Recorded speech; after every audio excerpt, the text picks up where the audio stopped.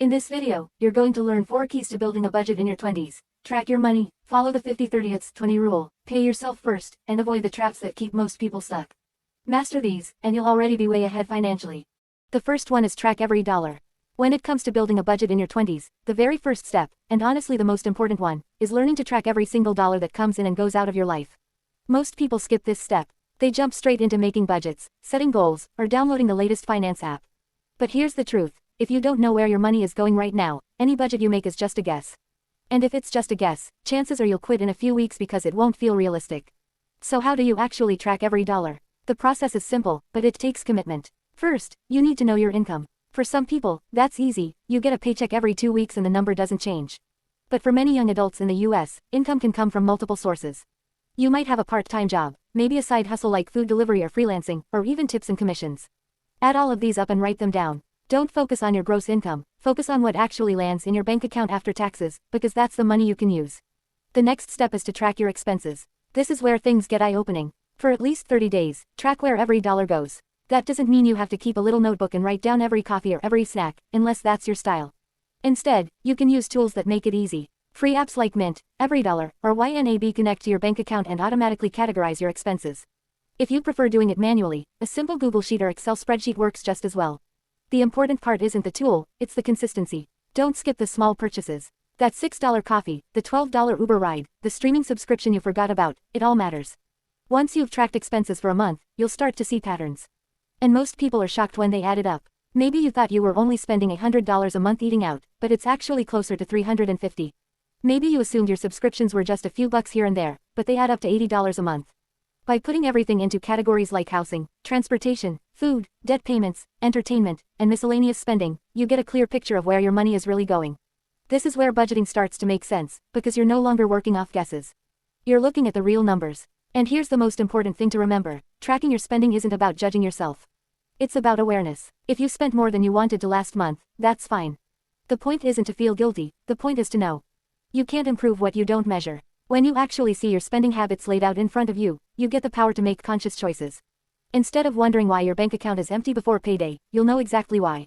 That clarity is freeing, because now you're in control. Tracking should also become a habit, not a one-time project. Your income and expenses will change often in your 20s. New jobs, new apartments, student loans starting or ending, all of these shifts will affect your budget. That's why it's smart to check your spending once a week. 10 minutes on a Sunday to review your money can completely change your financial future.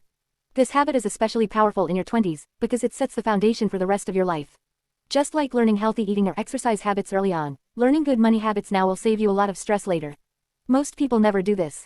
That's why so many Americans struggle with debt and live paycheck to paycheck. But if you're the one who takes the time to track every dollar, you're already ahead of most people your age. So remember, before you set limits, before you plan savings, before you invest, just track every dollar.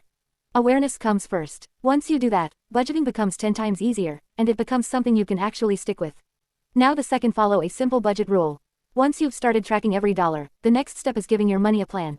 That's where a simple budgeting rule comes in, and one of the best frameworks for beginners is the 50-30-20 rule. It's easy to understand, flexible enough to work for most people, and clear enough to help you see if you're spending in balance or not. The idea is simple. Every dollar you earn after taxes gets divided into 3 main categories: needs, wants, and savings or debt payments. Half of your money, or roughly 50%, should go toward your needs. These are the essentials, the things you can't really live without. Rent or housing costs, groceries, utility bills, transportation, insurance, minimum debt payments, those all fall into this category. They're non-negotiables. You have to cover them every single month. Next, about 30% goes toward your wants. This is the category that makes life enjoyable. Eating out, subscriptions, hobbies, vacations, entertainment, that daily coffee shop stop. These are wants, not needs.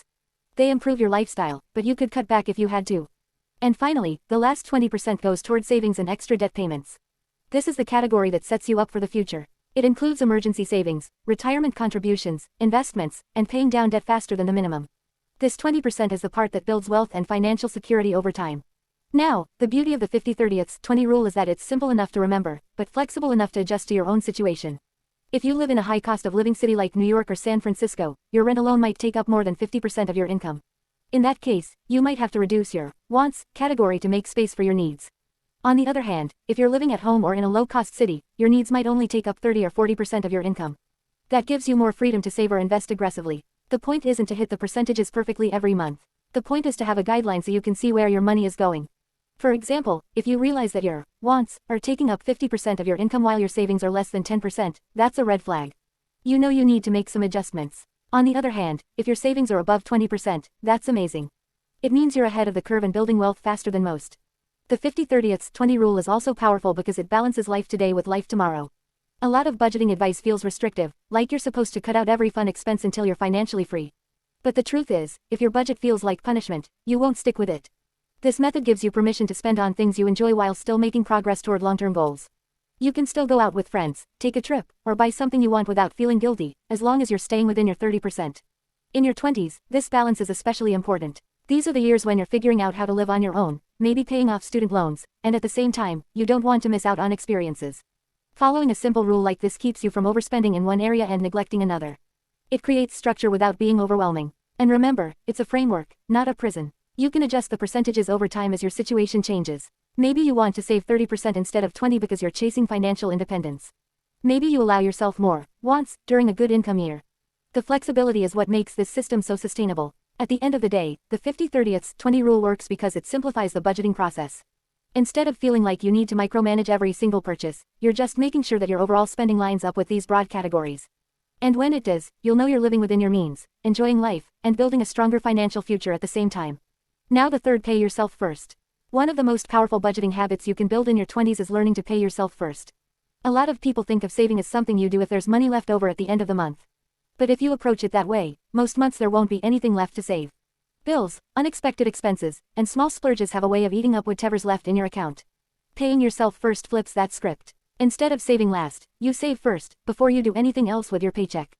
Here's how it works. Every time you get paid, you immediately set aside a portion for savings or investing before you spend a single dollar on anything else. This could be 10% of your paycheck, it could be 20%, or it could just be $50. The amount isn't as important as building the habit. When you make saving automatic, you don't have to rely on willpower or hope that you'll have money left over. It just happens. One of the easiest ways to do this is by setting up automatic transfers. Most banks let you schedule a transfer to your savings account the same day your paycheck arrives. Some employers even let you split your direct deposit, so a portion of your paycheck goes directly into savings before it ever hits your checking account. If you're saving for retirement, you can set up automatic contributions to a 401k through your employer or to an IRA that you manage yourself. The key is to make it so automatic that you never have the chance to spend the money. Why is this so powerful? Because when you pay yourself first, you treat savings like a bill. You don't debate whether or not to pay your rent, right? It's non-negotiable. By making savings just as non-negotiable, you ensure that your future self always gets taken care of. And over time, these small amounts add up. Even if you're only saving $50 a month, that's $600 in a year, and that's more than most people in their 20s ever set aside. As your income grows, you can increase the percentage and build wealth faster. There's also a psychological benefit. When you pay yourself first, you start to feel like you're in control of your money, not the other way around. Instead of scrambling at the end of the month, you can relax knowing that you already did something positive for your future. That sense of control builds confidence, and confidence leads to consistency. Some people worry that if they save first, they won't have enough to cover their expenses. But this is where tracking and budgeting come in. If you know your numbers, you'll know exactly how much you can safely set aside. And here's the surprising thing, most people adapt quickly. If you automatically save $100 a month, within a few weeks you'll hardly notice it's gone. You'll naturally adjust your spending without even thinking about it. But if you don't save first, that $100 will just disappear into little purchases you don't even remember making. In your 20s, this habit is even more important because time is on your side. The earlier you start saving and investing, the more you benefit from compound interest. Money you set aside in your 20s has decades to grow. Even small amounts can turn into tens of thousands of dollars by the time you're older. By paying yourself first now, you're essentially buying yourself freedom later. Freedom to take a career risk, freedom to travel, freedom to retire earlier than most people. So when you think about budgeting, don't see savings as an afterthought. Treat it like the first and most important bill you pay every single month. Start small if you have to, automate the process, and build the habit. Because once you make paying yourself first a non-negotiable, you'll never have to wonder where your savings will come from. You'll already know, because you've taken care of it before anything else. And the last, avoid common traps. The final piece of building a strong budget in your 20s is learning how to avoid the common traps that keep most young adults stuck. Budgeting isn't just about knowing where your money goes or setting limits. It's also about protecting yourself from the mistakes that drain your income and hold you back. If you can avoid these traps early, you'll save yourself years of stress and wasted money. One of the biggest traps is credit card debt. Credit cards can be useful tools if you use them responsibly, but for many people in their 20s they become a cycle of debt that feels impossible to escape. The problem isn't the card itself, it's the high interest rates. Many credit cards in the US charge 20% or more. That means if you carry a balance, your debt grows faster than you realize. A $1,000 balance can easily turn into $1,500 or $2,000 before you even notice. That's why one of the smartest moves you can make is to pay your balance in full every month. If you can't do that, cut back your spending, stop swiping, and focus on paying it down as fast as you can. Treat credit cards as a convenience, not free money. Another common trap is lifestyle inflation. When you get a raise, start a new job, or pick up a side hustle, it's tempting to immediately upgrade your lifestyle.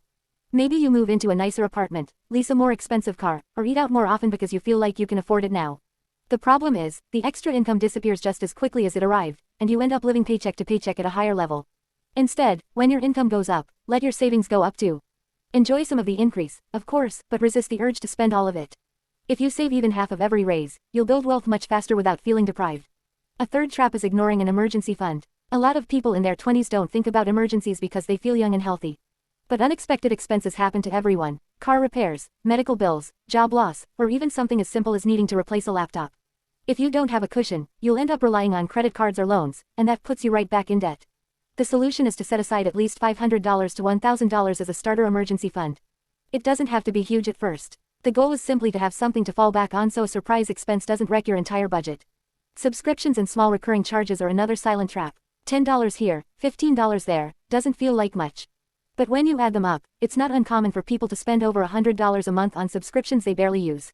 Streaming services, apps, memberships, they add up quickly. Go through your bank statements and cancel anything you don't really need or use. That money can go straight into savings or toward paying off debt. Finally, one of the biggest traps is thinking that budgeting is about restriction. A lot of people give up on budgeting because they see it as something that takes away freedom. The truth is the opposite. Budgeting gives you freedom. It's not about saying no to everything you enjoy, it's about saying yes to the things that truly matter while cutting back on the things that don't. Without a budget, your money controls you. With a budget, you control your money. Avoiding these traps in your 20s makes a huge difference. If you can stay out of credit card debt, resist lifestyle inflation, build an emergency fund, and cut out unnecessary expenses, you'll already be way ahead of most people your age. You'll have the flexibility to handle surprises, the discipline to save consistently, and the peace of mind that comes from knowing you're in control. That's the real power of a budget.